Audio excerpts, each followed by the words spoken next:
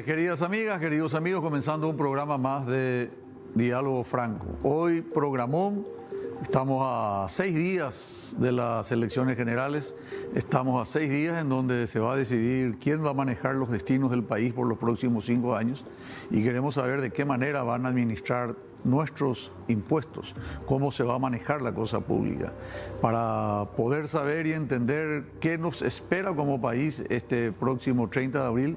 Hemos convocado a lo mejor que tenemos desde nuestro punto de vista, por supuesto, en el ámbito nacional e internacional. Doctor Benjamín Fernández, abogado. ¿Cómo está, Benjamín? Buenas noches. Muy buenas noches para ti, Federico, y tu audiencia.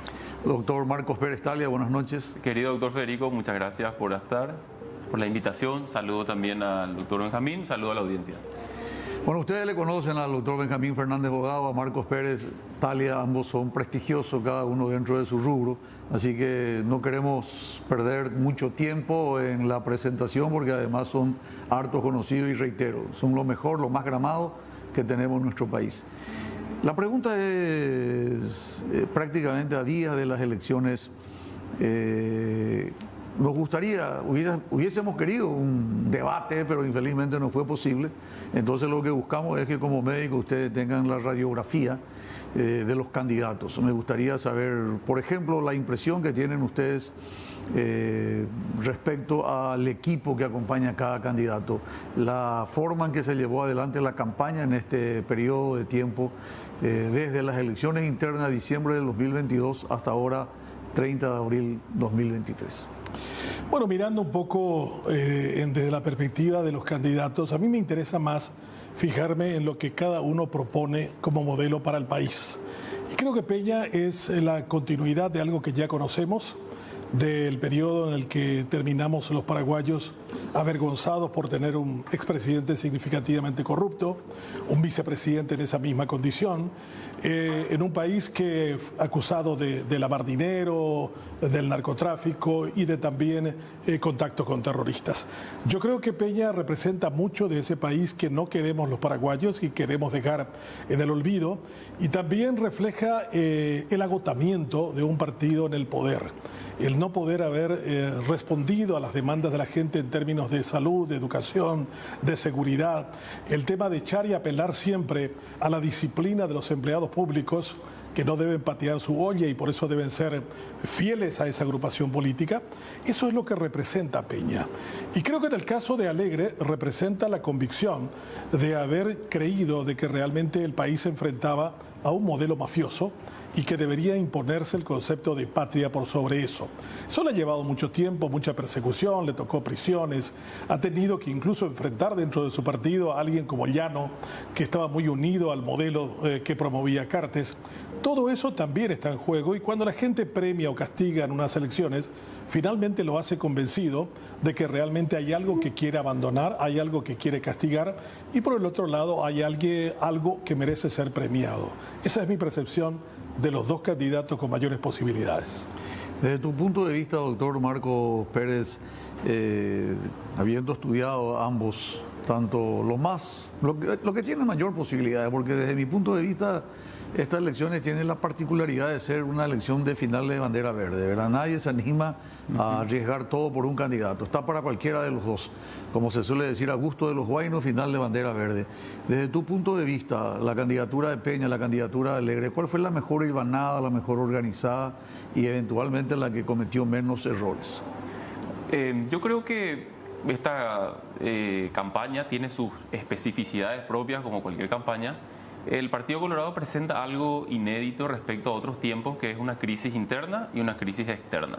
Y de alguna manera eso marcó el rumbo de la campaña. Hay una crisis interna fuerte, bastante tapada desde la prensa oficialista colorada, pero hay una crisis, por ejemplo, yo no recuerdo en los últimos tiempos un presidente de la República decir es feo lo que tenemos, pero más feo es no tener nada.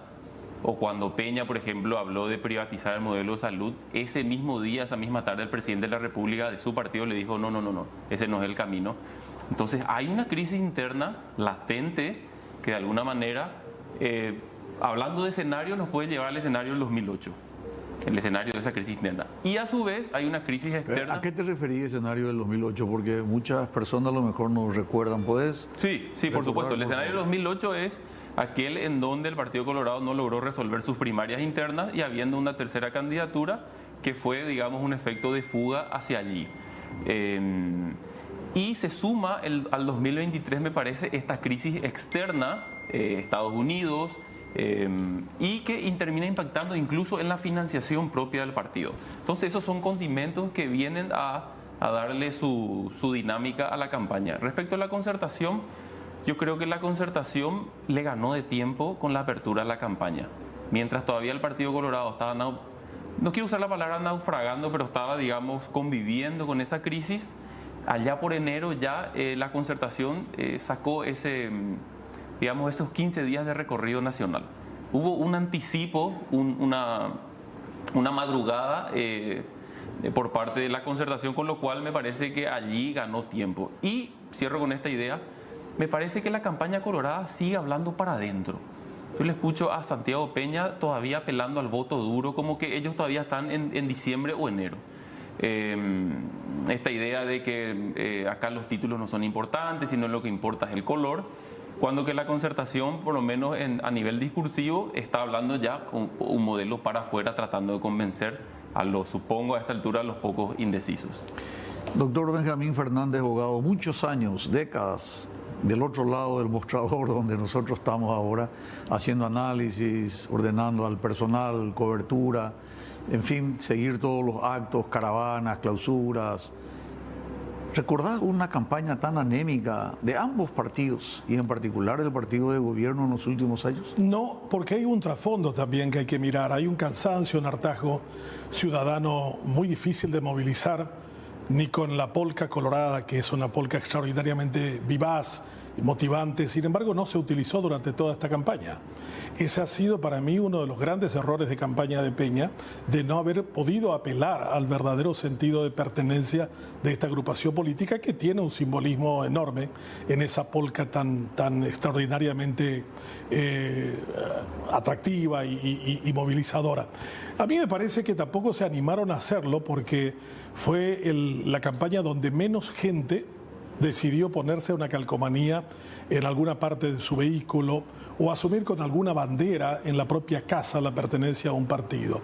Yo creo que estamos llegando también a un punto de finalización de un periodo de la tiranía del dinero en la política que encarnó Cartes durante todo este tiempo, y creo que también es la finalización de siempre de los ciclos de décadas de los liderazgos paraguayos.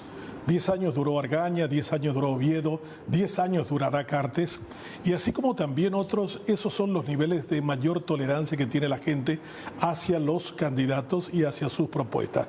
Nadie quiere decir por quién voy a votar. Yo escribí en estos días un artículo del diario Última Hora bajo el título de voto Quiriní. Sí. El voto silencioso, el que no te cuenta lo que lo va a hacer y sin embargo ya está definido. Yo creo que hay mucho de voto Quiriní que va a ser determinante en las elecciones del próximo día domingo. Yo hasta me animaría a decir que es 1/3 de los votantes paraguayos en este momento. Doctor Marcos Pérez, vos que sos analista, politólogo, estás en este momento en Valencia. ¿Cuál es el motivo por el cual nuestras encuestas cayeron en descrédito? ¿A qué se debe el motivo por el cual ningún diario contrata una encuesta, ningún canal, ninguna radio hace boca de urna? Porque palabras más, palabras menos, como que son absolutamente intrascendentes, inoperantes e ineficientes, y nadie se arriesga a publicar su prestigio por un trabajo a lo mejor subóptimo. ¿Cuál es el motivo? ¿Por qué crees que ocurre eso? Yo creo que con las encuestas hay una cuestión endógena y exógena. Hay una cuestión internacional que muestra que las encuestas están fallando. Han fallado en Estados Unidos, fallan en algunos países en Europa, han fallado en Brasil. La cuestión es que fallan 3 puntos, 4, 5 puntos. Pero sin embargo, lo endógeno, lo paraguayo, es que en el 2018 hubo una cuestión absolutamente, 30 puntos. En mi lectura, fraudulenta. 30 puntos. Fraudulenta. Hubo un encuestador, que no voy a decir su nombre, que dijo que la elección es estadísticamente irreversible. Y tuvimos casi 2 meses de etapas de los principales diarios de comunicación, que entre paréntesis nadie pidió disculpas.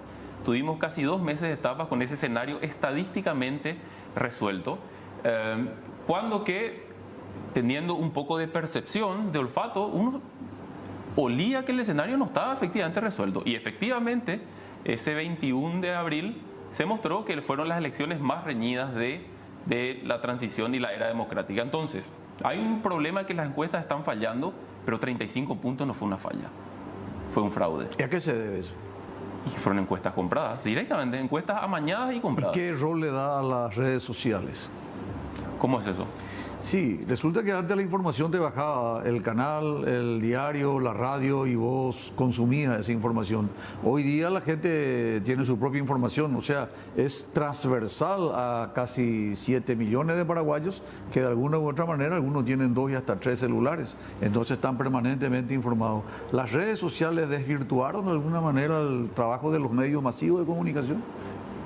Podría ser. Para los dos, eso porque Benjamín es un experto también. Para cerrar la idea de las encuestas, yo la verdad que en términos de academia me da mucha tristeza porque las encuestas son una herramienta válida. Es una herramienta que se utiliza para, por ejemplo, para medir escenarios, para calibrar escenarios. Y de hecho es una herramienta que los partidos políticos perfectamente pueden utilizar para decir, bueno, en el norte estamos bien, en el sur estamos mal. Sin embargo, han sido tan desvirtuadas en Paraguay, fue un fiasco absoluto lo del 2018 que nadie, como recién lo decías, ningún medio serio se atrevió a contratar. Pero por otro lado hay otra vía que son las redes sociales. Bueno, de repente uno dice, pareciera que están un poco tristes esta campaña. Yo creo que no, yo lo que creo es que, por ejemplo, esas campañas políticas folclóricas con mucha alegría que se veían en las calles en los 90, en realidad eran tiempos sin redes sociales. Hoy ese folclore, por ejemplo, está instalado perfectamente en Twitter.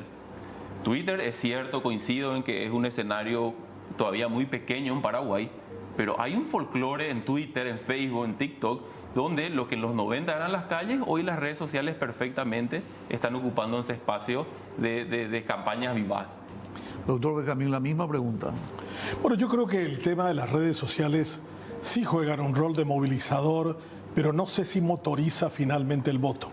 Hay mucha gente que participa allí, es una manera también de entender algo con el que me interesa ser parte, pero no voy a ir a votar por nadie. Creo que hay mucho de eso, y no solo en el Paraguay, sino también en otros países en donde se ha dado ese tema, donde el microclima de las redes sociales no se transmite finalmente en una movilización importante de la gente. Esta vez va a ser una oportunidad interesante de ver eso, si hay una correspondencia entre la movilización de los jóvenes en redes sociales y la participación. Porque de lo contrario, si vemos eso como mucha actualización permanente, constante, pero no lo vemos finalmente en los votos, nos vamos a dar cuenta de que eso realmente no tiene la trascendencia ni la eficacia que debiera. Creo que en el caso de la encuesta, los encuestadores han terminado por matar su propio negocio. Eso que bien apuntaba aquí, Marcos, del año 2018, es una prueba de eso. Hace muy poco tiempo una encuestadora ha sido desacreditada por la propia empresa que lo contrató, ATI-SNIT. Ya no puede levantar una encuesta en este momento y ser creíble después de que reconoció que había hablado con un político acerca de cómo tenían que ser presentados los números de su encuesta. Y eso también nos lleva a otra cuestión que yo creo que está en el trasfondo de esto. Estos han sido campañas muy baratas, quizás de las más baratas que hemos tenido en mucho tiempo. Se gastó muy poco. Hacer una buena encuesta en el Paraguay cuesta $25.000. Eso es lo que vale hacer una encuesta como se debiera para tener una percepción realmente clara sobre lo que uno quiere saber. Y eso no hay nadie que quiera colocarlo como valor. Todos tratan de aparentar o acercarse a esa realidad, pero no quieren invertir lo que realmente debiera. Y en la cuestión de la realidad veo que hay que pensar mucho más todavía que el votante paraguayo, que es parte de una sociedad salvajemente conservadora como la nuestra, todavía las relaciones de carácter personal, el contacto con la persona, el que vino, me visitó, me habló, ese tipo de contactos y de relaciones son las que se transforman finalmente en votos en día de los comicios. Lo demás sigue siendo yo aparento que me interesa, que me importa, pero no cambio la realidad que creo debe ser transformada. Como le hicimos una pregunta doble, me gustaría continuar con Benjamín. Vos estudiaste en los Estados Unidos, conocés la idiosincrasia del americano. ¿qué tanto pudo haber incidido o va a incidir en el resultado del próximo domingo las sucesivas y reiteradas declaraciones de la embajada contra autoridades del Partido Colorado? Yo creo que el gran protagonista político cuando acabe esto el próximo día domingo ha sido Estados Unidos, para bien o para mal, en favor o en contra. Definitivamente el hecho de calificar a alguien de significativamente corrupto con mucha antelación a estos comicios y después terminando sacándole toda la posibilidad económica del manejo de sus empresas, es una sanción que no teníamos memoria. Lo más viejo que teníamos sobre eso fue cuando vino Peter Romero y le dijo a Lino Oviedo: usted no tiene credenciales democráticas. Recuerdo. Eso fue lo más grande de la intervención norteamericana. Y yo creo que en ese sentido Cartes no jugó con las reglas que Estados Unidos le había impuesto. Le había dicho: sí, vamos a darte una oportunidad, tú eres un crook, tú eres un bandido, pero una vez que termine todo eso, tú te apartas y ya no tienes ninguna intervención en política. Y él volvió a entrometerse en política con aquella cuestión del acta de Itaipú, en donde le salva a Abdo de la posibilidad de ser enjuiciado políticamente él y Velázquez.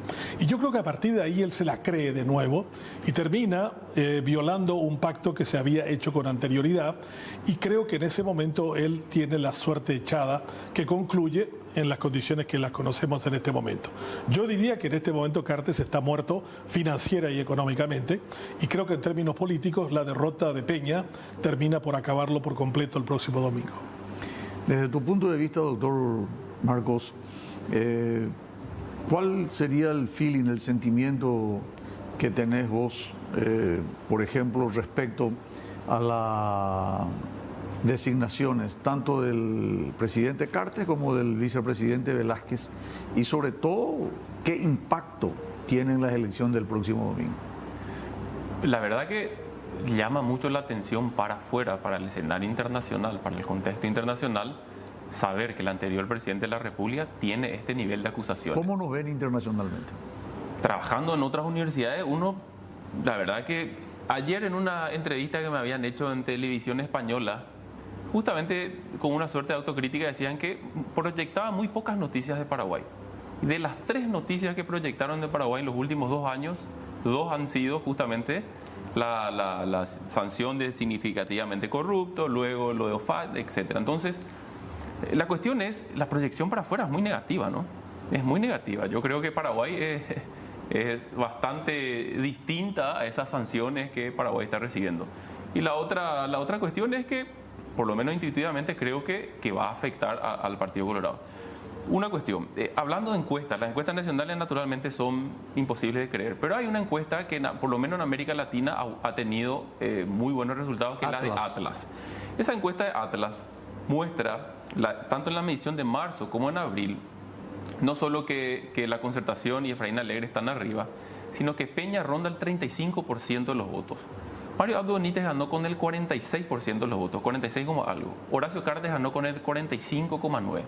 Peña, según esa encuesta, tiene 11 puntos perdidos. Con lo cual, de alguna manera, la crisis interna viene a sumar a esta crisis externa, a estas sanciones internacionales de Estados Unidos, y que, insisto, intuitivamente da la impresión que allí hay un impacto. Muy bien, interesante. Nosotros tenemos que ir al primer corte y regresamos inmediatamente con más diálogo.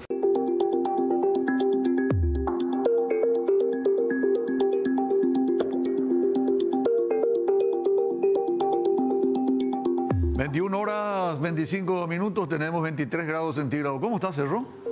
2-0. Gana 2-0 Cerro, muy bien. Excelente resultado. Tenemos producto de Astro, así que vamos a vender un poco Astro. Nuestras mascotas se merecen una excelente vida.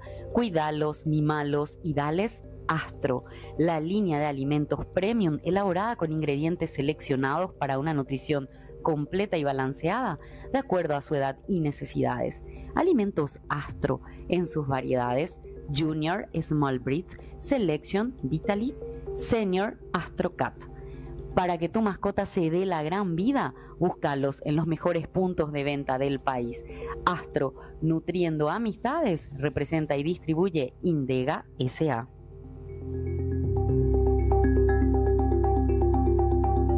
vuelta aquí en Diálogo Franco. La siguiente pregunta en el tenis. A veces uno está jugando una pelota en su servicio y no es forzado, entonces es un error no forzado. Cuando el adversario le envía una pelota difícil y bueno, tiene que sacarse, le considera un error forzado. ¿Quién cometió más o menos errores en esta campaña? Pero para mí Peña nunca logró encontrar el discurso adecuado para establecer una distancia con Cartes. Nunca supo qué es lo que tenía que hacer con él. Lo máximo que arriesgó a decir es un asunto que debe resolverlo él. Pero posteriormente el propio Cartes se encargó de decirle, mira, quiero que recuerdes de que realmente eres el chico de mis mandados, cuando le reclamó en forma pública de que había llegado tarde a una cita con dirigentes colorados. Ha habido también errores en el tema de que ha tratado de dar una imagen de modernidad en un partido viejo cuando afirmó el Ministerio de Salud tiene que ser un órgano rector como el Banco Central y ya no debe manejar ni hospitales ni médicos. Eso hizo correr un sudor frío a los sindicatos colorados que manejan los hospitales y en donde hay gran parte de la fuerza electoral colorada, que es en la medida que vos seas afín a mí, tenés la posibilidad de tener una cama, una terapia, un médico, un medicamento. Bueno, eso iba todo en contra cuando lo planteó. Ese fue un grandísimo error. Y la otra cuestión, el hecho de que se lo vendía como un chico que había estudiado en el exterior y que se había hecho a base de logros académicos, de repente dijo en Ciudad del Este a los funcionarios mejor pagados de este país, los de Itaipú, que no habían ido en masa, señores, recuerden que ustedes están acá no por guapitos ni por sus conocimientos, están aquí porque el Partido Colorado les dio esta oportunidad. Yo creo que esos errores de contradicciones en torno a lo que él representaba y la falta de capacidad para distanciarse de Cartes, que no lo pudo hacer, no lo quiso hacer y ya no lo va a poder hacer, hizo que su suerte se atara al propio designio del significativamente corrupto. Doctor Marcos, el equipo, la gente que le acompaña a un candidato y a otro candidato, cuando vos levantás la copa, ganaste la Copa del Mundo, decís, bueno, estos son los que jugaron conmigo, ¿quiénes son los que están detrás de uno y de otro? Bueno, sí, efectivamente, un gobierno democrático necesita un equipo. Acá no hay un nuevo Eligio Ayala. El presidente de la República tiene que tener un equipo, un ministro tiene que tener un equipo. La concertación es un espacio variopinto, heterogéneo, pero de convergencia. Y da la impresión que allí convergen distintos equipos bastante potentes. Bueno, una parte del gabinete ha sido ya anticipado, pero fuera de eso, más allá de los nombres, más allá de quienes van a integrar esos ministerios, hay un equipo. Mañana la concertación presenta su plan de gobierno. Entre paréntesis, el Partido Colorado hasta ahora no anunció y por lo visto no va a anunciar cuándo presenta su plan de gobierno. Entonces, de alguna manera, eso pareciera que se busca esconder no solo el programa, sino esconder equipo, porque cuando uno presenta un plan de gobierno, está presentando el equipo. Este es mi plan y acá está parte de mi equipo. Independientemente a quién vaya a liderar ese ministerio, tiene que haber un equipo detrás. Entonces, insisto en que efectivamente hay un partido, el Partido Colorado, que está con una suerte de ocultamiento hasta ahora del equipo. Bueno, en las fotos uno ve efectivamente al expresidente Cartes con Bachi Núñez, con el diputado Latorre y otros, pero yo no sé si esos son los futuros ministros o si ese es el equipo. Habría que visibilizar, porque de alguna manera el electorado necesita información. La democracia es un escenario donde se premia o se castiga. Y para premiar o castigar nosotros necesitamos información. Es muy importante que las candidaturas muestren el programa y muestren el equipo. ¿Quiénes son los hombres y las mujeres que van a liderar el proyecto? Insisto, del Partido Colorado por lo menos yo no tengo información de equipo. En cambio, la concertación, el equipo para la crítica o para el aplauso del equipo y el programa está allí. ¿Qué sensación te provocó la presentación de lo que podrían ser, en el caso que resulte ganador, los ministros de la concertación? A mí me pareció, por un lado, quizás con ese planteo, el tratar de sofocar la mala acción de impedir que un miembro periodístico del diario de Cartes ingresara a la casa de Alegre. Y había que descomprimir aquello con algo que fuera realmente impactante y para eso se presentó, creo que el equipo más orientado a sofocar un incendio que a plantear realmente una propuesta innovadora como tal. A mí me da la sensación también de este tipo de cosas en que cuando alguien reparte la piel antes de cazar el oso, uno se expone siempre a la posibilidad de que realmente el oso no terminara siendo cazado y uno terminara pagando el costo de haber hecho un anuncio de ese tipo. Me hubiera gustado más que se propusieran ideas y cosas como la que se hizo hoy, en el que se dice, miren, porque la energía eléctrica ha dejado de ser contratada a $42 y ahora vale 16, nosotros vamos a disminuir el costo de la energía en las casas y vamos a estimular las pequeñas y medianas empresas.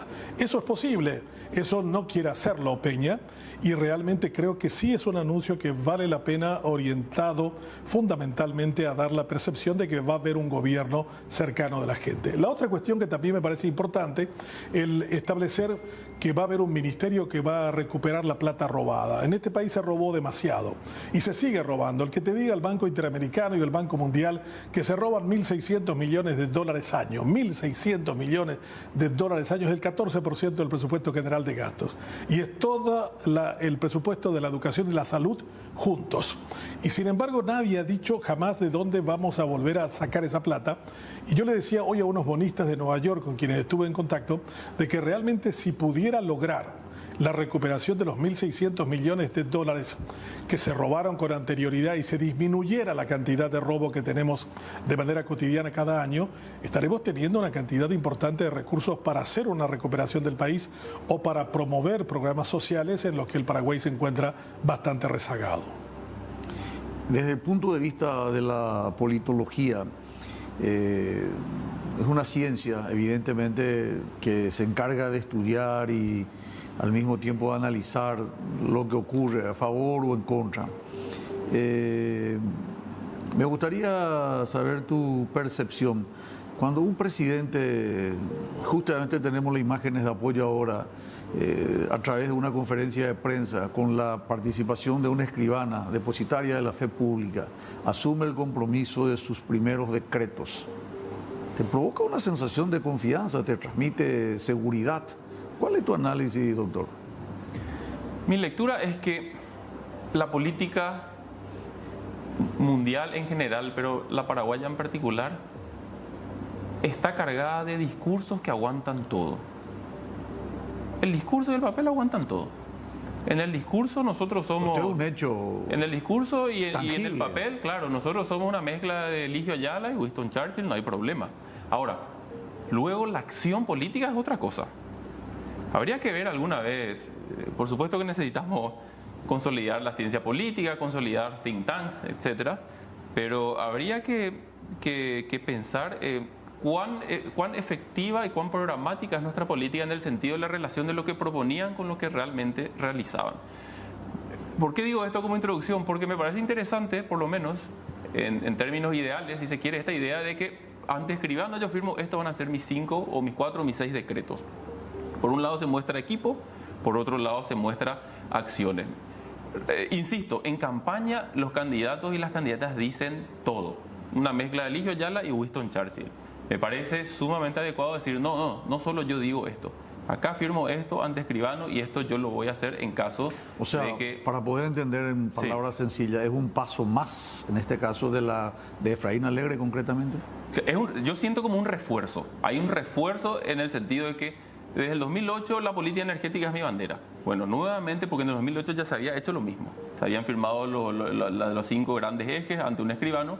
Acá hay un nuevo refuerzo. En caso de que nosotros lleguemos, acá está. Y esto es lo que me han de demandar si yo no cumplo. Santiago Peña, casualmente yo tengo la percepción que hace 10 años él votaba por Pedro Efraín Alegre Sacien. Entonces, era miembro del Consejo del Banco Central del Paraguay. Las cosas del destino, 10 años después, hoy se enfrenta a Efraín Alegre en la candidatura.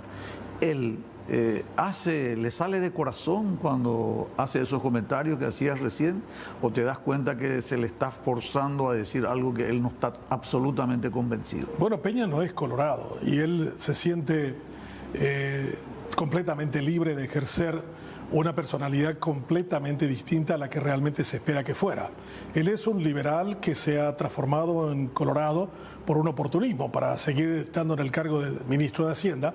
Y yo recuerdo haber escrito un artículo llamado Pena, porque era realmente eso lo que me producía el ver esa escena de alguien que capitulaba ante alguien que le decía: si querés continuar en el cargo tenés que ponerte la pañoleta roja.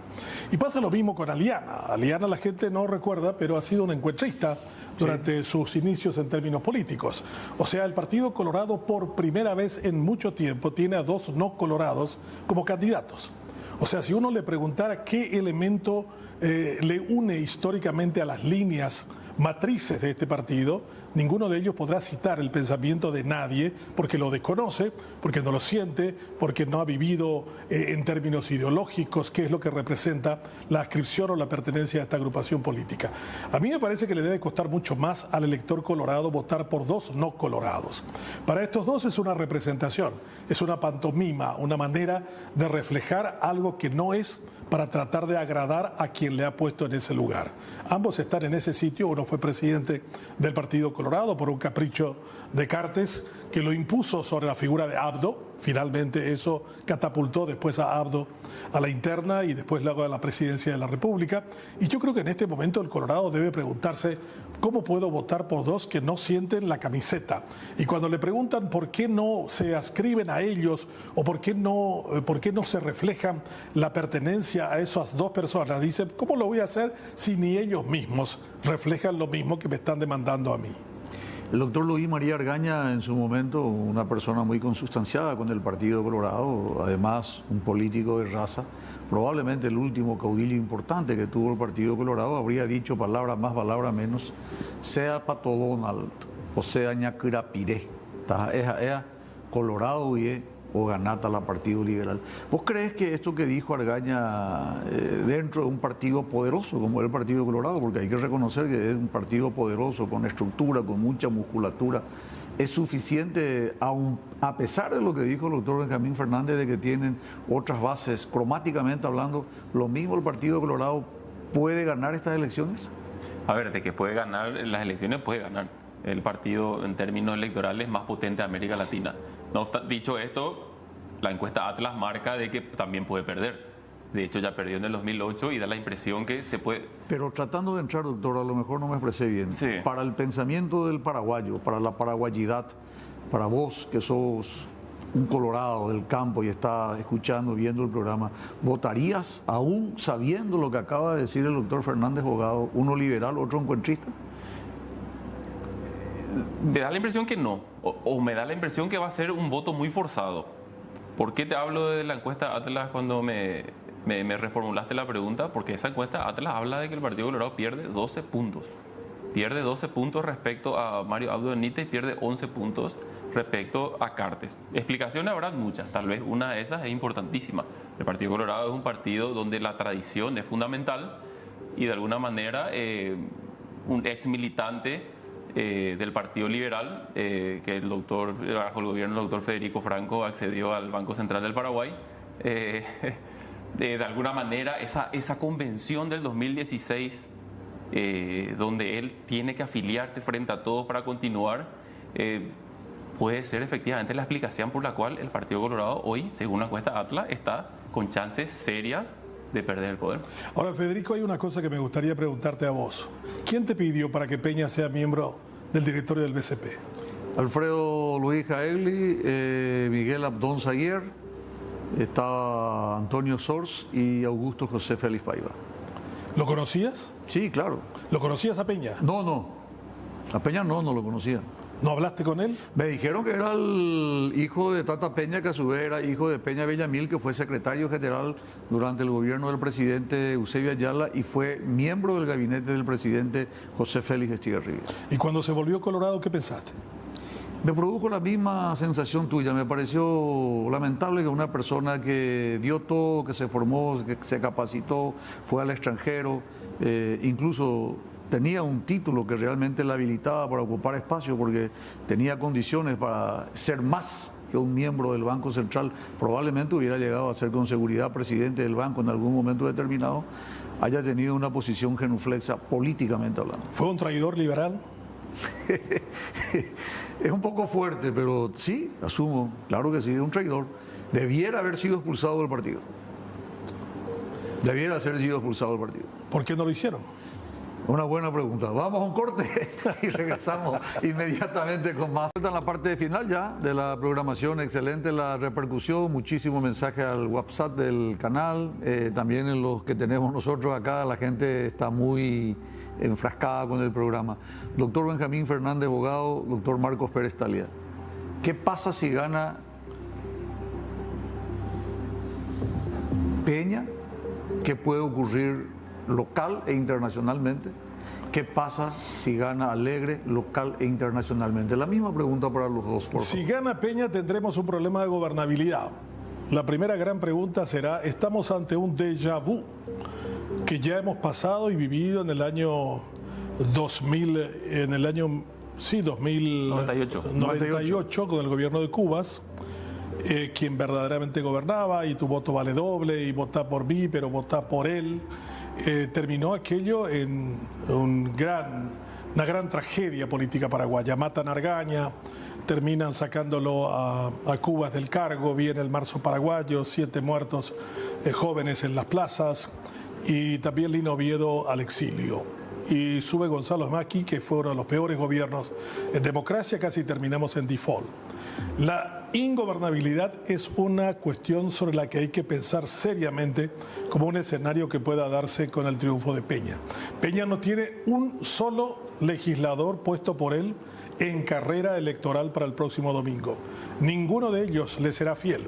Cada uno terminará jugando su propio partido o respondiendo básicamente a cartas. Y lo único que le quedará probablemente a Peña es pedir a Estados Unidos que lo extradite de forma tal a que pudiera gobernar. Ese es el escenario con Peña, un escenario que para mí es bastante negativo, se tiene un fuerte golpe sobre la institucionalidad política del país y podría llevarnos a retroceder una buena cantidad de años. En el caso de Alegre tendrá que enfrentarse a una de las tareas más complejas y difíciles, que es la tarea de la reforma del Estado. Este Estado no le sirve a nadie, inclusive si llegas a ganar desde la oposición.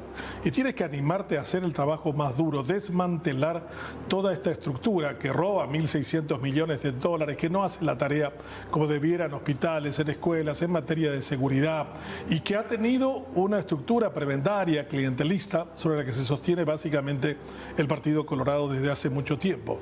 Y contra ellos tendrá que marchar. Si el argumento llega a ser igual al de Lugo, vamos a meter 70.000 de los nuestros para tratar de equiparar con el mismo concepto y el mismo esquema y el mismo sistema Colorado, lo único que vamos a hacer es agravar el problema y a no resolverlo. Ojalá que Alegre pueda tener la capacidad, el carácter. Él reivindica mucho: yo tengo carácter para reformar y para transformar, incluso para ir en contra de aquellos que quieren medrar a mis costillas. Eso sí me parece una cosa que ojalá lo pueda hacer, pero eso lo vamos a ver cuando el 70% de los paraguayos vayan a votar el próximo domingo. Si no va el 70% de los votos, tiene grandes posibilidades, votantes, tiene una gran posibilidad Alegre de no ganar las elecciones. Perdón, el partido vamos por parte. Con 70% de votos hay 4 millones. Una alta participación gana Alegre. 4.800.000 están inscritos. 4.780.000 he visto. Si va al 70%, gana Alegre con absoluta certeza. Yo lo puedo firmar esta noche aquí. Y si va menos de eso, menos del 65%, el aparato Colorado puede terminar haciéndole las cosas complicadas y podemos terminar viendo a un Peña ganando por un estrecho margen, el mismo quizás que obtuvo Abdo sobre Alegre en las últimas elecciones, o sea, 90.000 votos de diferencia o una cuestión parecida. Y por último, si los jóvenes deciden despertarse, participar y decir esta es nuestra gran oportunidad para cambiar este país, somos mayoría y lo vamos a demostrar, podemos tener también una participación nueva que vaya a renovar por completo el electorado paraguayo con un mandato que va a ser también completamente distinto a lo que veníamos analizando desde hace mucho tiempo. Doctor Marcos. Sí, la misma lectura. El poder bicéfalo es riesgoso en términos democráticos. Cámpora al gobierno, Perón al poder. El caso paraguayo del 98 es un caso trágico. Un líder puede ser candidato, pero el candidato no es líder. Y la presidencia de la República, en mi lectura, tiene que ser ejercida por un líder que tenga ascendencia sobre su partido y tenga ascendencia sobre su espacio político, sobre sus parlamentarios. Está muy claro que Santiago Peña es candidato, pero no es líder. Me costaría creer, como dice Benjamín, que él llame por teléfono a algún senador, a algún gobernador y le diga, tome este camino, y le digan, sí, presidente. En el caso Alegre es distinto. Efraín Alegre fue ya 2 veces presidente del Partido Liberal, ha transitado caminos duros, entró a la cárcel, etcétera. Eso de alguna manera ha forjado un liderazgo que nadie puede discutir, con lo cual el Partido Liberal, que va a ser la fuerza mayoritaria en el Congreso. Nosotros ponemos mucho foco de atención en el Poder Ejecutivo, el Legislativo también. En el Legislativo hay que poner el foco de atención. En el Legislativo, la principal fuerza de la concertación va a ser naturalmente el Partido Liberal, así como fue en el 2008 con la alternancia, va a ser también en este caso. La diferencia es que la principal fuerza de la concertación, la principal fuerza parlamentaria, va a estar bajo el mando del Partido Liberal, cuyo presidente del Partido Liberal eventualmente va a ser el presidente de la República. Ya que tocamos el tema de la elección parlamentaria, ¿ustedes estarían en condiciones de endosar que continúe este sistema de la elección preferencial doble interna y generales?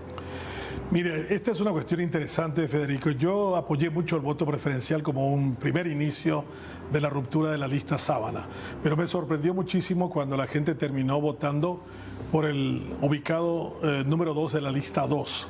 O sea, esto requería mucha educación y pedagogía. El famoso atajo cívica, cognitivo. claro. Y ese tipo de cosas puede llevarnos a tener que terminar escogiendo a alguien que me gusta de tal partido, pero no me gusta ninguno de los que se encuentran con él, pero cuando elegiste a uno de ellos, elegiste al partido completo al que él pertenece. Y esto puede terminar haciendo de que los partidos pequeños se queden sin representación. Claro. Y ese sí va a ser un costo grande para la democracia, porque hemos tenido un pequeño avance en el sentido de aumentar la representación de estos grupos y darle una dimensión más amplia de la representatividad en términos electorales. Doctor Marcos Pérez, el autor moral del atajo cognitivo. Mira, desde la Asociación Paraguaya Ciencia Política, que fundamos entre paréntesis en el 2015 para darle más institucionalización a la ciencia política en Paraguay, nosotros habíamos hecho una carta que le enviamos al entonces presidente del Senado, Silvio Ovelar, explicando nuestros motivos desde la ciencia política por qué era eventualmente riesgoso este cambio en el diseño electoral. No es que sea bueno o malo, produce efectos, tiene consecuencias.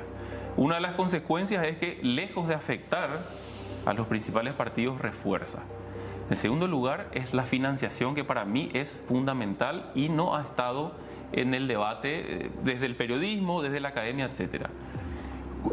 La política electoral con un sistema de voto preferencial significa que yo no solo tengo que gastar para las internas, tengo que gastar para las generales. Y en una democracia de baja institucionalidad, con el dinero del narcotráfico, con el dinero del crimen organizado, financiando esta democracia de baja calidad y de baja institucionalidad, es sumamente riesgoso no solo ahora tener que financiar las internas, sino también las generales, porque si yo quedé número 1 en las internas, aún así puedo quedar afuera en las generales por ese voto preferencial. Entonces, el costo ha aumentado enormemente con este nuevo diseño electoral, en un momento donde no se mejoraron los controles. El dinero del narcotráfico sigue haciendo lo que quiere en nuestra democracia. Es riesgoso. Yo creo que hay que repensar. Creo que las leyes y los diseños no son para siempre, hay que analizarlo. Las municipales nos dieron una fotografía. En Asunción, por ejemplo, el Partido Colorado salió sumamente reforzado. El Partido Liberal ganó la banca. Favorece a los partidos grandes y perjudica a los partidos pequeños. Y sobre todo los partidos pequeños que no logran jugar estratégicamente. Porque esta ley te obliga a jugar estratégicamente en el sentido de hay que unirse. En la medida en que los partidos se dispersan, van a favorecer principalmente a los tradicionales, pero especialmente al Partido Colorado. 30 segundos finales, doctor Benjamín Fernández. Doctor Marcos Pérez, tenemos que ir. 30 segundos. Bueno, el Paraguay tiene el próximo domingo una gran cita con su propia historia. Es un espejo frente al cual todo un país se pone enfrente para determinar qué es lo que queremos. Queremos ser un país decente, con expectativas, con institucionalidad. Queremos abandonar el San Benito que nos cuelgan adentro y afuera de ser un país corrupto, en donde tengamos que decir finalmente es un corrupto, lo asumimos, pero da empleo y nos damos cuenta del tremendo impacto y daño que nos hace todo eso. Si podemos cambiar y si podemos mostrar el sendero y el camino de un país que refleje nuestras mejores virtudes y no nuestras debilidades y defectos, será una gran fiesta para todos. Doctor Marcos Pérez. Simplemente decir que sea una fiesta democrática. Paraguay está viviendo su primera experiencia democrática en su historia, con lo cual la democracia no se agota en lo electoral, pero es básicamente el pilar de este incipiente proceso democrático. Que la gente vaya a votar, que los jóvenes participen, está en juego los próximos 5 años, pero tal vez los próximos 20 años seguramente. La invitación a votar, la invitación a seguir consolidando la democracia, que esta democracia que es de todos y de todas. Nada más.